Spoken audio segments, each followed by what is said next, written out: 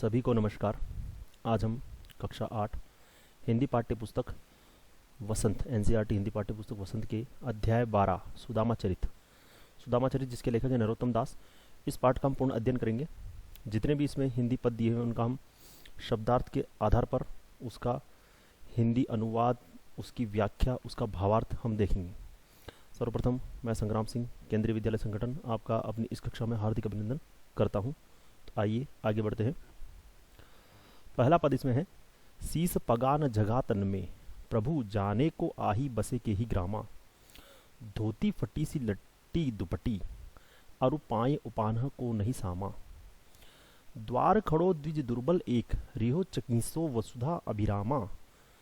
पूछत दीन दयाल को धाम, बतावत आपनो नाम सुदामा। तो इसमें जितने भी कठिन शब्द हैं वो सारे कठिन शब्द यहाँ दिए हुए हैं। जैसे शीस का मतलब होता है सिर, पगा पगड़ी, न जगा कुर्ता तन में। तो इसका अर्थ हो रहा है कि शीस पगा, सिर पर न तो पगड़ी है, न जगा न तन पर कुर्ता है। मतलब न तो शीस पर, सिर पर उसके पगड़ी है, न उसके तन पर कुर्ता है। प्रभु जाने को आही, प्रभु जाने को आही बसे के ही ग्रामा। प्रभु के हे प्रभु जाने को आही, जाने पता नहीं, आही आया है, के ही ग्रामा पता नहीं किस गांव से चलकर यहाँ तक आया है। इसमें क्या हो रहा है, सुदामा जी जो है वो श्री कृष्ण के पास गए हैं अपनी दीन अवस्था के साथ। तो वहाँ पर जो द्वारपाल है, श्री कृष्ण के जो महलों का द्वारपाल है, वो श्री कृष्ण के समक्ष उसकी सुदामा जी की स्थिति का वर्णन करते हुए कह रहा है कि उनके सिर पर न तो पगड़ी है, न शरीर पर उनकी कुर्ता है, और यह भी पता नहीं वो किस गांव से आए हैं। धोती फटी सी लपटी दुपटी, धोती जो है उनकी फटी हुई है, गमछा पहने हुए है, लटी दुपटी, अरुपाय उपान्ह को नहीं सामा। उपान्ह मतलब जूते, उपान्ह मतलब जूते, पैरों में चप्पल वगैरह जो भी है, तो उनके पैरों में पायो पैर, उपान्ह को नहीं सामा, उनके पैरों के अंदर जो है उपान्ह जूते भी नहीं है, मतलब उन्होंने जूते भी नहीं पहने हैं। ठीक है, सिर पर न तो पगड़ी है, न तन पर कुर्ता है, पता नहीं किस गांव से आए हैं, धोती फटी हुई है और गमछा डाले हुए हैं, पैरों में उनके जूते भी नहीं है। द्वार खड़ो द्विज दुर्बल एक, द्विज मतलब ब्राह्मण, एक पंडित ब्राह्मण द्वार खड़ो, द्वार पर खड़ा है, दुर्बल सा है, बहुत कमजोर है। रह्यो चकिसो वसुधा अभिरामा, रह्यो चकिसो मतलब चकित, आश्चर्यचकित है, वो बहुत आश्चर्यचकित है, वसुधा इस पृथ्वी को, और अभिरामा इन महलों की सुंदरता को देखकर वो हैरानी से इस महलों की, अपने हमारे महलों की सुंदरता को देख रहा है। पूछत दीन दयाल को धाम, दीन दयाल जो श्री कृष्ण है उनका धाम, उनके स्थान के बारे में वो पूछ रहा है। और जब उससे पूछा गया उसका नाम, तो बतावत आपनो नाम सुदामा, अपना नाम क्या बता रहा है, सुदामा। तो कि श्री कृष्ण जी के पास द्वारपाल जी आए हैं और वो आकर के, जो ये सुदामा जी जो श्री कृष्ण के बचपन के मित्र हैं, तो वो अपनी पत्नी का, उनकी पत्नी ने बोला कि आप जाइए श्री कृष्ण के पास जाइए और कुछ आर्थिक सहायता, ठीक है, फाइनेंशियल हेल्प लेने के लिए वो श्री कृष्ण जी के पास आए हैं। तो वहाँ पर क्या है, जो द्वारपाल है वो श्री कृष्ण के सामने जाकर कह रहा है कि द्वार पर एक गरीब ब्राह्मण खड़ा है जिसके सिर पर न तो पगड़ी है, शरीर पर न उसके कुर्ता है, और जाने किस गांव से वो आया है, धोती उसकी फटी हुई है, पैरों में जूते भी नहीं है, और वो अपने इस महलों को और इस पृथ्वी को देखकर बड़ा आश्चर्यचकित होकर हैरानी के साथ देख रहा है, और श्री कृष्ण के स्थान के बारे में जानकारी ले रहा है, पूछ रहा है, आपके निवास स्थान के लिए वो पूछ रहा है, और अपना नाम वो सुदामा बता रहा है। ठीक है, तो यहाँ पर इसका पूरा व्याख्या है कि उपयुक्त पंक्तियों में कवि कहते हैं कि जब सुदामा कृष्ण के महल के सामने खड़े थे, तब द्वारपाल ने महल के अंदर जाकर श्री कृष्ण को बताया कि हे प्रभु, बाहर महल के द्वार पर एक गरीब व्यक्ति खड़ा है, बहुत ही दयनीय अवस्था में है, वह आपके बारे में पूछ रहा है। उसके सिर पर न तो पगड़ी है और न शरीर पर कोई कुर्ता है, पता नहीं वो किस गांव से चलकर यहाँ पर आया है, उसने कुछ नहीं बताया, वह फटी हुई धोती और गमछा पहने हुए है, उसके पैरों में जूते भी नहीं है। ठीक है, द्वारपाल आगे कहता है कि दरवाजे पर खड़ा हुआ व्यक्ति बहुत कमजोर सा ब्राह्मण हैरान होकर पृथ्वी और महल के सौंदर्य को निहार रहा है। वह द्वारिका नगरी को देखकर बहुत हैरान भी है, और वह सुंदर महलों को बहुत हैरानी की दृष्टि से देख रहा है। वह दीनदयाल अर्थात आपका निवास स्थान पूछ रहा है और खुद का नाम सुदामा बता रहा है। ठीक है, आगे चलते हैं अगले पद पर। अब जो अगला पद है उसमें उसमें देखिए, जो अब क्या है, इस पद में श्री कृष्ण और सुदामा का मिलन हो चुका है। अब सुदामा जी को अंदर लाए हैं, मतलब सुदामा जी का जब पता चला श्री कृष्ण को, तो श्री कृष्ण दौड़ते हुए गए और सुदामा जी से मिले, गले मिले और उनको अंदर लाए। तो इसमें क्या श्री कृष्ण की उदारता का वर्णन है, श्री कृष्ण ने उनको देखकर, उनकी स्थिति को देखकर क्या क्या किया उसका इसमें वर्णन है। तो देखिए, ऐसे बेहाल बिवाविन सो पग कंटक जाल लगे पुनि जोए, हाय महादुख पायो सखा तुम आए इत्ती इत्ते न कित्ते दनिक होए। देखी सुदामा की दीन दशा करुणा करी के करुणा निधि रोए, पानी परात को हाथ छुयो नहीं, नैनन के जल से पग धोए, नैनन के जल सो पग धोए। देखो, ऐसे बेहाल, ऐसे बुरे हाल, बिवाइन सो फटी एड़ियां, सुदामा की स्थिति बता रहे हैं कि एक तो उनका बुरा हाल है, उनकी एड़ियां भी क्या फटी हुई है, फटी हुई एड़ियां हैं, ठीक है। पग कंटक, पग मतलब पैर, उनके पैरों में कंटक, कांटों का जाल लगा हुआ, मतलब उनके पैर में कांटे काटे हैं। पुनि जोए, ठीक है, जाल लग पुनि जोए, जिसको श्री कृष्ण जी निकाल रहे हैं, उनके पैरों से कांटे खोज खोज कर श्री कृष्ण निकाल रहे हैं। तो बुरे हाल वाले सुदामा हैं और उनके पैरों की एड़ियां फटी हुई है, उनके पैरों में जो कांटे लगे हुए हैं उनको श्री कृष्ण निकाल रहे हैं। हाय महादुख पायो सखा, सखा मतलब मित्र। श्री कृष्ण जी कह रहे हैं कि हे मित्र, तुमने बहुत दुख पाया है, तुम आए इतई न कितई दनिक हुए, तुम इतने दिन आए नहीं, कितने दिन हो गए तुम मुझसे मिलने आए भी नहीं, ये मेरे लिए बहुत दुख की बात है। तो ये मेरे लिए बहुत महादुख है, बहुत दुख की बात है कि तुम इतने दिन तक मुझसे मिलने नहीं आए, इतने दिन तुम कहाँ थे। देखी सुदामा की दीन दशा, सुदामा की दीन दशा, सुदामा की पूरी दशा देख करके करुणा करी के, दया करके, करुणा निधि, करुणा निधि मतलब दया के सागर श्री कृष्ण, श्री कृष्ण, करुणा निधि मतलब श्री कृष्ण, दया के सागर। तो सुदामा की दीन दशा देखकर दया के सागर श्री कृष्ण दया करके रोए, और इतना रोए, इतना रोए कि पानी परात को हाथ छुयो नहीं। पानी जो मंगाया था परात भर के, एक बर्तन में पानी मंगाया गया था सुदामा के पैर धोने के लिए, उसने श्री कृष्ण जी ने उस परात को हाथ तक नहीं लगाया, बस अपनी आंखों से जो उनके आंखों से जो आंसू गिरे, नैनन के जलसो, आंखों के आंसू से ही उनके पैरों को धो दिया। किसके पैरों को? सुदामा जी के। तो इसमें बताया जा रहा है कि श्री कृष्ण ने देखा उनका बुरा हाल, उनकी एड़ियां फटी हुई थी, पैरों में कांटे लगे हुए थे, उनके कांटों को निकाला और बहुत दुख हुआ उनको, और बोले कितने दिन आए नहीं, कहाँ थे। उनकी दीन दशा, उनकी इस अवस्था को देखकर श्री कृष्ण जी इतने रोए कि उनके आंखों से इतने आंसू निकले कि उससे ही उन्होंने सुदामा के पैर को धो दिया। जो बर्तन पानी भरकर जो बर्तन मंगाया था पैर धोने के लिए, उसको हाथ तक नहीं लगाया। तो देखिए इसका भाव देखते हैं। उपर्युक्त, ये यहाँ पर गलत लिखा हुआ है, उपर्युक्त पंक्ति में कवि कहते हैं कि कृष्ण सुदामा के विषय में सुनकर दौड़कर बाहर आए और सुदामा को बेहाल देखा। सुदामा के बिवाइयों से भरे, बिवाइयों मतलब फटी एड़ियों से भरे पैर श्री कृष्ण ने कांटे खोजकर निकाले और प्रेम से बोले कि मेरे परम मित्र, तुमसे अलग होना मेरे लिए महादुख था, तुम इतने दिन कहाँ रहे। सुदामा का ऐसा हाल देखकर दया के सागर श्री कृष्ण दया से रो पड़े। उन्होंने सुदामा के पैर धोए, पैर धोने के लिए मंगाई परात को हाथ तक नहीं लगाया, बल्कि अपने आंसुओं से ही उनके आंसुओं से उसके पैर, सुदामा जी के पैर धुल गए। ठीक है, आगे बढ़ते हैं। अब श्री कृष्ण जी संवाद कर रहे हैं सुदामा से। ठीक है, सुदामा से संवाद कर रहे हैं क्योंकि सुदामा जी की जो पत्नी है उन्होंने श्री कृष्ण के लिए कुछ भेजा था। ठीक है, तो इस पद्य के अंदर कृष्ण सुदामा से शिकायत कर रहे होते हैं कि उनकी पत्नी द्वारा जो कृष्ण के लिए भेजी गई सौगात है, जो कुछ भेजा, वो सुदामा उनको दे क्यों नहीं रहे।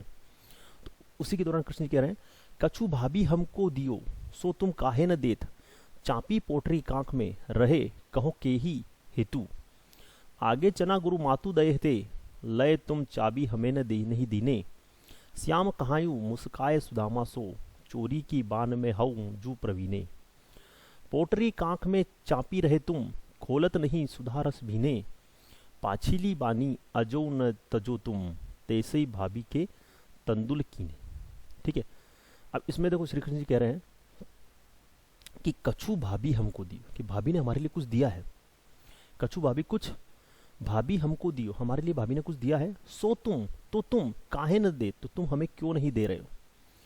भाभी ने कुछ हमारे लिए दिया है, तुम उसको क्यों नहीं दे रहे हो। चापी पोटरी, ये जो पोटली है जिसमें तुम लेकर आए हो, चापी, इसको तुम छुपा रहे हो कांख में, अपने बगल में, मतलब इसको तुम छुपा रहे हो। रहे, कहो, कही हेतु, कि तुम इसको जो अपनी कांख में छुपा रहे हो, अपने बगल में इसको छुपा रहे हो, के ही हेतु, क्यों छुपा रहे हो, इस पोटरी को तुम क्यों छुपा रहे हो? मुझे ऐसा लग रहा है कि भाभी ने मेरे लिए कुछ दिया है जो तुम मुझे दे नहीं रहे हो। आगे चना गुरु माते दे, कि याद है वो दिन जब गुरु माता ने हमको चना दिए थे, चने दिए थे खाने के लिए। लय तुम चाबी, लय तुम चाबी, तुमने सारे चबा लिए थे, तुम उसको सारे खा गए थे, हमें नहीं दीने, हमें तुमने नहीं दिया था। ठीक है, कि जिस प्रकार बचपन में गुरु माता ने हमारे लिए चने दिए थे और तुमने सारे खा लिए थे, मुझे नहीं दिए थे। श्याम कहाए उसकाए सुदामा, श्याम मुस्कुराते हुए सुदामा से कह रहे हैं कि चोरी की बान में हूं जो प्रवीणी, मतलब वो जो चोरी करने में तुम कुशल हो वो दिखाई दे रहा है, कि क्या वह चोरी करने में कुशल हो गए हो तुम। ठीक है, कि भाई जो भाभी ने हमारे लिए कुछ दिया है तुम हमको दे नहीं रहे हो।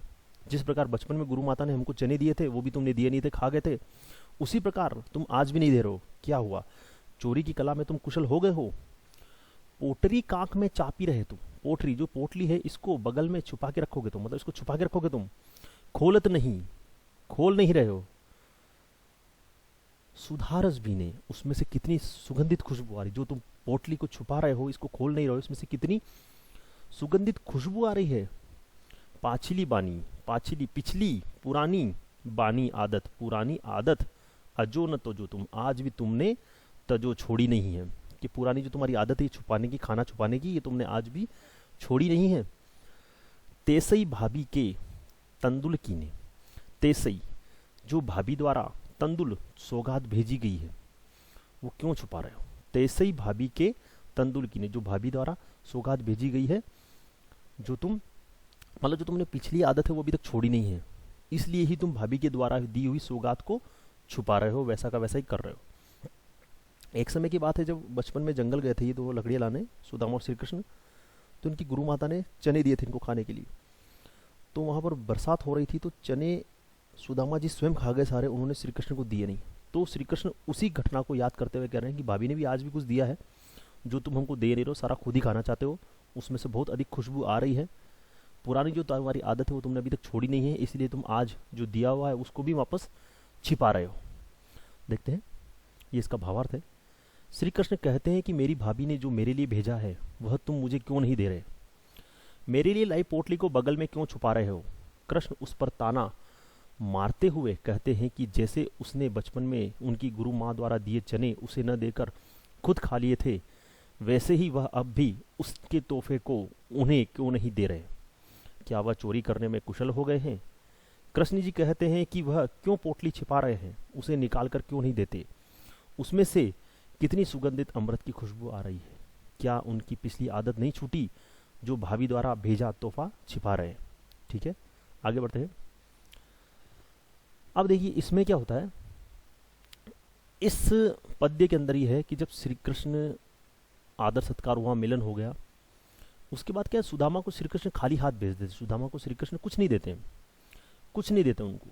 तो जब कुछ नहीं देते हैं तो इस पर सुदामा बहुत दुखी होते हैं और पूरे रास्ते जो है मन में यही विचार करते हुए चलते हैं। क्या विचार करते हैं, वह पुलकनी वह उठी मिलनी वह आदर की बात, वह पठवनी गोपल की, वह पठवनी गोपल की, ठीक है, वह पठकवली गोपन की कछु न जानी जात, घर घर ओढ़त फिरे तनक दही के काज, कहा भयो जो अब भयो हरि को राज समाज, हूँ आवत नहीं हूँ तो वाही पठियो ठेली, अब कहीं हो समुझाए के बहु धन धरो सकेली। इसमें सुदामा जी कह रहे हैं कि वह पुलकनी, पुलकनी मतलब, पुलकनी मतलब खुश होकर, कि वह खुश होकर, कि मैं जब उससे मिला, श्री कृष्ण से मिला तो वो बहुत खुश हुए, वह उठी मिली नहीं और वो उठकर मुझसे मिलने आए, वह आदर की बात, और जो उन्होंने मेरा सम्मान किया, मेरे पैर से कांटे निकाले, मेरे पैरों को धोया, खूब रोए, वह पठवनी गोपल की, और वह पठवनी जो विदाई के अवसर गोपल की, कछु न जानी जात, ठीक है। तो वह पठवनी, वह जो मुझे भेज दिया गोपाल ने, गोपाल ने जो मुझे खाली हाथ भेज दिया, कछु न जानी जात, तो इस जाति को मतलब इस बात को मैं समझ नहीं पा रहा हूँ। ठीक है, वह पुलकनी, मैं गया तो खुश हुए, उठ मिलनी उठ कर मिले, आदर किया, परंतु मुझे खाली हाथ भेज दिया, तो ये बात मुझे कुछ समझ में नहीं आ रही है। वास्तव में जो श्री कृष्ण है वो घर घर औड़त फिरे, वो तो खुद ही श्री कृष्ण जो खुद ही है औड़त फिरे। औड़त मतलब इधर उधर फिरते थे, तनक दही के काज, थोड़ा सा दही पाने के लिए वो इधर उधर घर घर में मांगते फिरते थे, घूमते फिरते थे। तो वो मुझे क्या कुछ देगा, वो श्री कृष्ण मुझे क्या कुछ देगा जो खुद एक दही के लिए इधर उधर घूमता रहता था। कहाँ भयो जो अब भयो हरि को राज समाज, तो कहाँ भयो जो, तो उस समय भी वो मांगता फिरता था, तो अब भयो जो अब मुझे देंगे। हूँ आवत नहीं हूं तो मैं तो आ ही नहीं रहा था, हूँ आवत मैं तो आवत नहीं हूं तो मैं तो आ ही नहीं रहा था, वाही पटियो ठेली, वो उसने ही मुझे भेजा। अपनी पत्नी के लिए बोल रहे हैं, नाराज हो रहे हैं कि मैं तो आ ही नहीं रहता, परंतु मेरी पत्नी ने ही मुझे जबरदस्ती करके यहाँ भेजा है। अब कहो समझाए के बहुधन धरौ सकेली, अब कहो, अब मैं कहूंगा जाकर अपनी पत्नी को कि बहुधन, बहुत सारा धन मिल गया है, इसको रखिए, संभाल कर रखिए, बहुत धन दौलत श्री कृष्ण ने हमको दे दी है। तो यहाँ पर रोष प्रकट कर रहे हैं, उनको गुस्सा आ रहा है कि जो श्री कृष्ण बहुत खुश हुए मुझे देखकर, उठकर मिले, आदर किया, ये सब दिखावा था, उन्होंने मुझे खाली हाथ भेज दिया, ये बात मुझे कुछ समझ में नहीं आई। ठीक है, परंतु ये तो जाहिर सी बात है कि वो जो आदमी, जो श्री कृष्ण बचपन में इधर उधर पूरे राज समाज में दही मांगता हुआ फिरता था, वो मुझे अब क्या देगा।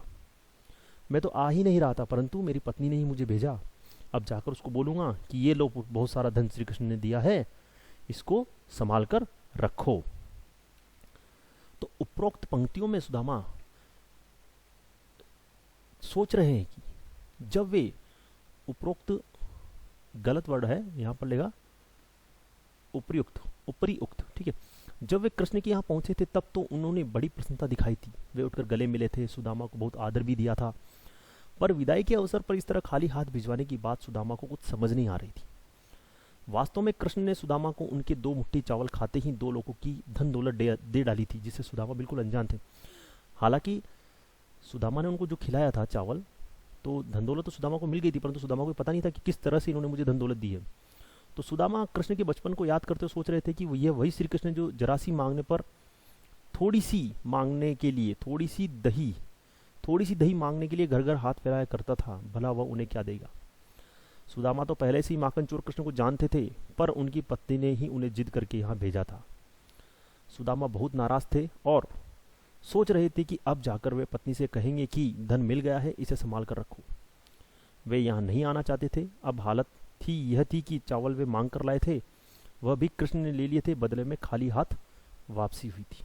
तो जो चावल वो लेकर आए थे वह भी श्री कृष्ण ने ले लिए, अब उनकी खाली हाथ वापसी हो रही है। आगे देखते हैं।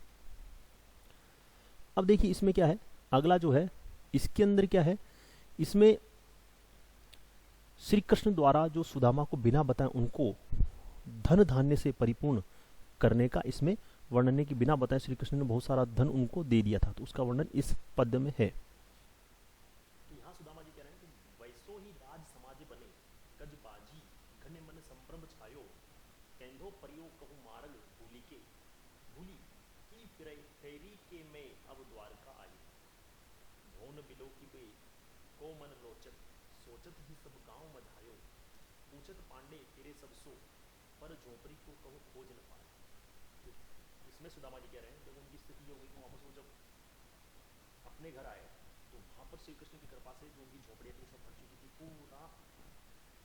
पूरी स्थिति बदल चुकी थी। अब वहां पर महल थे, ये सब कृष्ण की कृपा से हुआ था। ठीक है, तो वो बोल रहे हैं कि वैसो ही राज समाज बने, वैसो ही मतलब मैं द्वारका से आया हूँ, वैसो ही द्वारका के जैसा ही समाज वापस बन गया है, द्वारका के जैसा ही समाज बन गया है। गजबाजी के वैसे ही हाथी घोड़े हैं जैसे द्वारका में थे, बाजी घने वैसे ही गाजे बाजे हैं, मन संभ्रम छायो, हाथी घोड़ा वैसे ही हाथी घोड़े हैं जो द्वारका में थे, और उनको देखकर मेरा मन संभ्रम भ्रमित हो गया, मैं भ्रमित हो गया। केंधो परियो कहूँ मार्ग, कि मैं मार्ग भूली, कि मैं अपना लगता है मुझे, मैं मार्ग भूल गया। यहाँ पर परियो है, कैंधू अनजान हो गया हूँ और मार्ग भूल गया हूँ, के फेरी के, या ऐसा है कि मैं वापस घूमकर अब द्वारका आया, कि मैं लगता है मैं वापस घूम करके द्वारका आ गया। जब सुदामा ने अपने गांव को देखा तो देखा कि सारा सब कुछ बदल चुका है, वैसा ही जैसा द्वारका है वैसा ही उनका गांव बन चुका है, हाथी घोड़े हैं, सब कुछ है। तो उनका मन भ्रमित हो गया, ठीक है, ऐसा तो नहीं मैं मार्ग भूल गया और वापस द्वारका आ गया हूँ।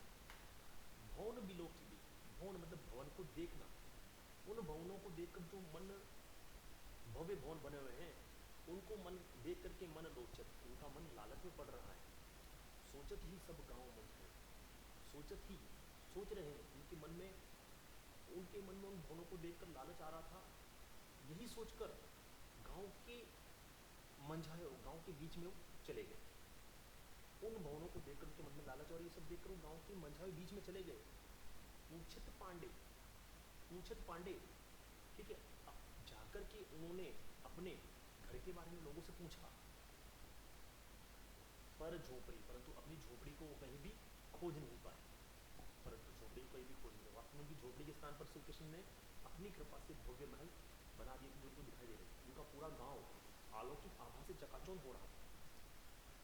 तो सुदामा भ्रमित हो रहे थे कि बिना बताए उनकी श्री कृष्ण ने मदद कर दी है, परंतु उनको ये समझ नहीं आ रहा था कि है क्या है। तो मैं वापस द्वारका गए कि वैसे ही जैसा द्वारका का राज समाज है वैसे सब कुछ यहाँ पर हो गया, हाथी घोड़े हैं, मन भ्रमित हो गया, क्या मैं लगता है मैं मार्ग भूल गया हूँ और वापस द्वारका आ गया। तो इतने सारे भवनों को देखकर उनके मन में लालच आया और वो गांव के बीच गए और उन्होंने अपनी झोपड़ी के बारे में पूछा, परंतु अपनी झोपड़ी को वो कहीं खोज नहीं पाए। आगे देखते हैं इसकी व्याख्या। सुदामा ने अपने गांव जाकर देखा कि वहाँ द्वारका जैसा ही ठाट बाट है, वैसा ही राज समान है, वहाँ उसी प्रकार के हाथी घोड़े थे जैसे द्वारका में थे। इससे उनके मन में भ्रम छा गया। सुदामा को लग रहा था कि वे भूलकर फिर से द्वारका ही लौट आए हैं। तो इस प्रकार से सारा इसको आप देख लीजिए, जो समझाया वो यहाँ पर लिखा हुआ है, ठीक है। तो बिना बताए सुदामा की जो सहायता हो चुकी है, ठीक है। अब आगे बढ़ते हैं। अब ये जो पद है इसमें जो सुदामा की जो धन धान्य से परिपूर्ण हो गए, तो उनकी पूर्व में कैसी स्थिति थी और अब कैसी स्थिति है, श्री कृष्ण से मिलने से पहले उनकी स्थिति क्या थी और श्री कृष्ण से मिलने के बाद उनकी स्थिति क्या है, उसके बारे में इसमें इस पद में बताया गया है कि केवह टूटी सी छानी हती, अब कहंचन के अब धाम सुहावत, के पग में पनही न हती, कहले गजराजहू ठाडे बहावत, भूमि कठोर पै राते कटे, कह कोमल सेज पर नींद न आवत, कई जुगतों नहीं कोहि सवा, कह प्रभु के प्रताप ते दाख न भाव। ठीक है, यहाँ पर कवि बता रहे हैं कि पहले तो टूटी सी छानी, छानी मतलब झोपड़ी, पहले तो उनके पास टूटी हुई झोपड़ी होती थी। अब क्या है, कंचन सोने के महल, अब क्या है सोने के महल उनको धाम सुहा। अब जो पहले सुदामा के पास टूटी झोपड़ी थी अब क्या है सोने के महल है। के पग में पनही नहीं होती, के पग में मतलब पैरों में पनही जूते नहीं होते थे। कहले गजराजहू ठाडे महाव, और अब क्या है गजराजहू हाथियों के ठाट बाट, मतलब पहले तो उनके पैरों में जूते नहीं होते थे और अब उनके घर के बाहर हाथी महावत खड़े हुए हैं, मतलब उनको पैदल कहीं जाने की जरूरत ही नहीं है। भूमि कठोर पे रातें कटे, पहले क्या होता था भूमि कठोर, कठोर भूमि पर मतलब जमीन पर वो सोते थे तो कठोर भूमि पर रात गुजरती थी उनकी, रात कटती थी। कहाँ कोमल सेज, और अब क्या है मुलायम बिस्तर उनका आ गया है, उनके पास गद्दे मुलायम बिस्तर आ गया है, परंतु नींद ना आवत, उन मुलायम बिस्तरों पर उनको नींद नहीं आ रही है। कई जुरतों नहीं कोदी सवा, कई जुरतों, पहले तो उपलब्ध भी नहीं होते थे, पहले तो उनके पास होता भी नहीं था क्या, घटिया किस्म का चावल, पहले तो उनके पास जो घटिया किस्म का चावल है, नहीं कोदी सवा, नहीं कोदी सवा, घटिया किस्म के चावल भी उनके पास नहीं होते थे, परंतु कहाँ प्रभु के प्रताप, अब प्रभु के प्रताप से श्री कृष्ण की कृपा से दाख न भाव, ठीक है, अब उनकी कृपा से श्री कृष्ण की कृपा से उनके पास किशमिश मुनक्का काजू बादाम सब आ गए हैं, परंतु वो सब उनको अच्छे नहीं लगे। पहले टूटी सी झोपड़ी होती थी, अब कंचन के महल है, पहले पैरों में जूती नहीं होती थी, अब हाथी घोड़े उनके घर के बाहर खड़े हैं, पहले वो कठोर जमीन पर सोते थे और अब जो मुलायम बिस्तर उनके आ चुके हैं परंतु उनको नींद नहीं आती उस पर, और जो पहले उनके पास घटिया किस्म का चावल होता था परंतु अब प्रभु की श्री कृष्ण की कृपा से उनके पास काफ़ी काजू बादाम हैं परंतु वो उनको अच्छे नहीं लगते। ठीक है, तो यहाँ पर है, कवि बताते हैं कि कहाँ तो सुदामा के पास टूटी फूटी सी फूस की झोपड़ी थी, कहाँ अब स्वर्ण महल सुशोभित हो रहे हैं। पहले तो सुदामा के पैरों में जूतियाँ तक नहीं होती थी, अब कहाँ उनके महल के द्वार पर महावत के साथ हाथी खड़े रहते हैं, अर्थात सवारी के साधन उपलब्ध हैं। पहले कठोर धरती पर रात काटनी पड़ती थी, कहाँ अब सुकोमल सेज पर नींद नहीं आती है। कहाँ पहले तो ये हालत थी कि उन्हें खाने के लिए कटिया किस्म के चावल भी उपलब्ध नहीं थे, और अब कहाँ अब प्रभु की कृपा से उन्हें किसमिस मुनक्का उपलब्ध है, फिर भी वे उन्हें अच्छे नहीं लग रहे। तो यहाँ जो ये है सुदामा चरित जो पाठ है नरोत्तम दास द्वारा लिखित, इस पाठ का पूरा अध्ययन हमने यहाँ पर कर लिया है। आशा करता हूँ आपको मेरा ये वीडियो पसंद आया होगा। आज के लिए बस इतना ही। धन्यवाद। आपका दिन मंगलमय हो।